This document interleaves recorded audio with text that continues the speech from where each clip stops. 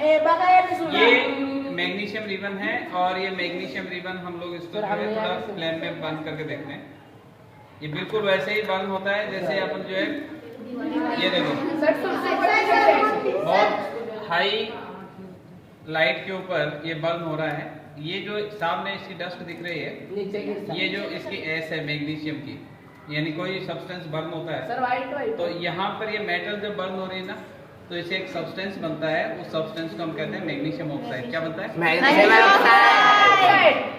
इसमें क्या हो रहा है, ये तो वो फ्लेम निकल रही है इसमें देखो, ठीक है, और ऐसी ही फ्लेम ये कंटिन्यूअस है मैग्नीशियम।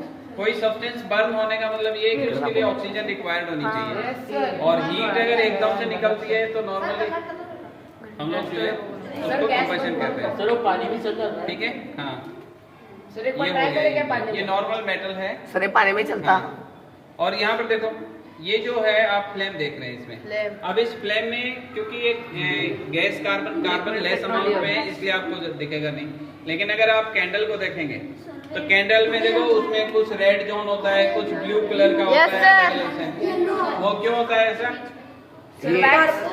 उसमें जो कुछ कार्बन जो होता है, जब थ्रेड जो होता है, थ्रेड के पास वो जो थ्रेड के पास जो कार्बन होता है कुछ अनबर्न कंडीशन में होता है, जिसकी वजह से उसके पास वाला इलाका आपको थोड़ा सा रेडिश ब्लैकिश दिखेगा। उसके ऊपर वाला तो जो फ्लेम है उस फ्लेम का जो हॉटेस्ट पार्ट होता है ना, अगर वो जो हॉटेस्ट पार्ट है ऊपर का ब्लू वाला पार्ट होता है, अगर उस कैंडल को बिल्कुल पास ले जाएंगे तो वहाँ पे हीट कम होगी।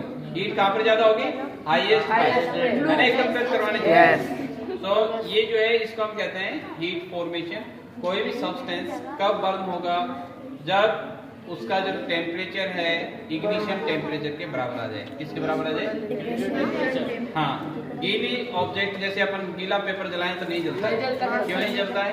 सर बलून में पानी भरे तो भी नहीं चलता, क्योंकि जो हीट पेपर को देते हैं वो हीट ट्रांसफर हो जाती है वाटर को, इसलिए जो है वो पेपर बर्न होता है, बल्कि ड्राई पेपर जल जाता है। या सिंपल लैंग्वेज में कहें कि वो वेट पेपर जो है उसका इग्निशन टेम्परेचर नहीं होता है, जिसकी वजह से वो बर्न नहीं होता है। ठीक है।